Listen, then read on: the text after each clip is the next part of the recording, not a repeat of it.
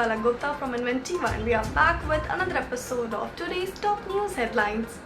China successfully launched its longest crewed space mission to date on Thursday, sending 3 astronauts to its new orbiting station in a major milestone for the communist giant's ambitious space exploration plans and establishing it as a leading space power.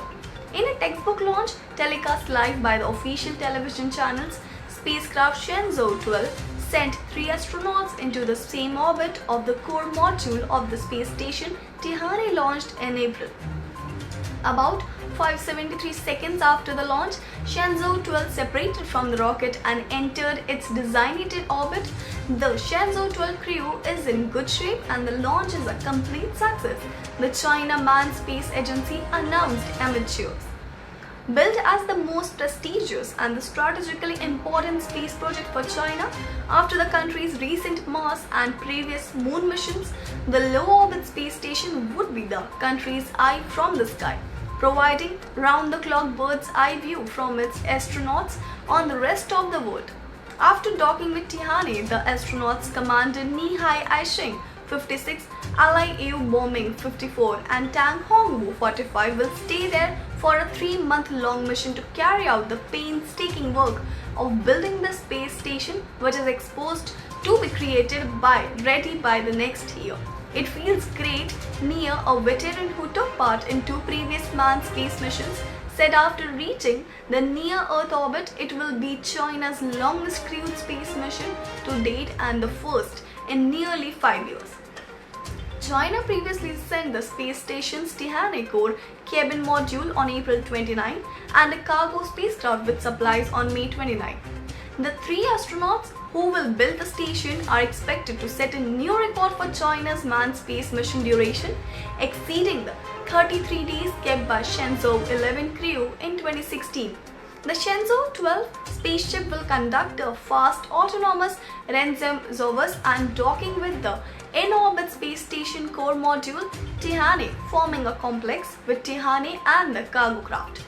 The astronauts will be stationed in the core module. The spacecraft was launched ahead of next month's centenary celebrations of the ruling Communist Party of China to showcase it as one of its important achievements of China under its leadership. Considering its political significance, 2 vice premiers with responsibility for science and technology, Han Zheng and Liu He, attended the launch event at Beijing Aerospace Flight Control Center. Besides China's top military generals including Defense Minister Zhen Wei, Fang Yi, Han and Liu shook hands and congratulated staff after the launch. Highlighting the space station's significance, astronaut Ni, in his media interaction on Wednesday, made no secret that the mission is closely tied with China's ambition to become a leading space power. This mission will be the first manned flight as a part of China's space station's construction, said Ni, who has been a Communist Party member for more than 3 decades. China's space exploration development has crystallized the Chinese people's 1,000-year dream of flying to the sky and added a heroic chapter to the 100-year history of struggle of the Chinese Communist Party, he was quoted as saying by the Hong Kong-based South China Morning Post. Once ready, the station is expected to be open for China's close allies like Pakistan and for other international space operation partners. Jake Quiming, assistant to the China Manned Space Agency (CMSA) director, told the media on Wednesday that besides close cooperation with Russia, China is also having bilateral cooperation exchanges with countries like including France, Italy, Pakistan and others, focusing on space experiments into fundamental physics, space medicine and space autonomy on the space station.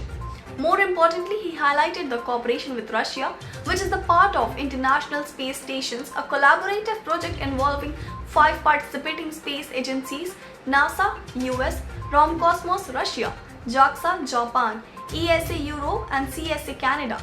Once ready, China will be the only country to own a space station, while the ISS is a now collaborative project of several countries. It is expected to be a competitor to the aging ISS and perhaps may become a sole space station and to remain in orbit once the ISS retires.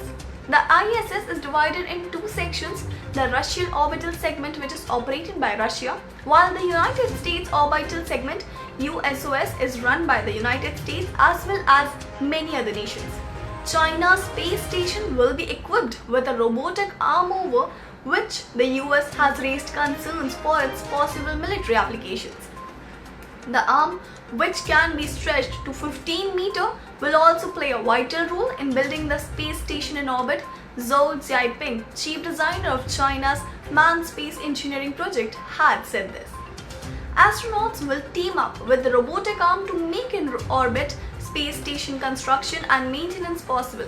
China in the past has launched several scavenger satellites fitted with robotic arms to gather and steer space debris so that it burns up in Earth's atmosphere. China plans to send several space missions, including with astronauts to carry supplies and materials to complete the construction of the space station.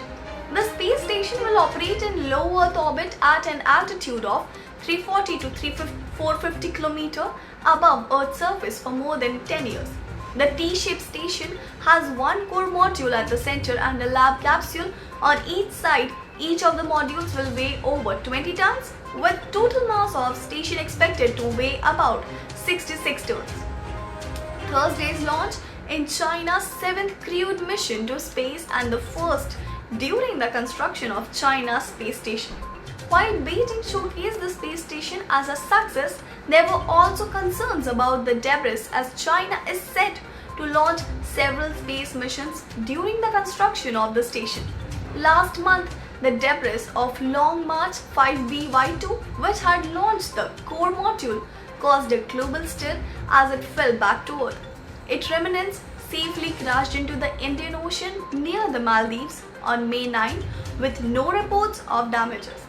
The hurtling debris of the rocket evoked sharp criticism from the US, NASA and international astrocyclists, saying Beijing won a reckless gamble.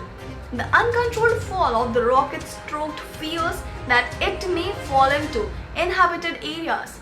Xi played down concerns, saying that the last stage of all type of launches was treated with passivation technology and will not explode in orbit or generate space debris.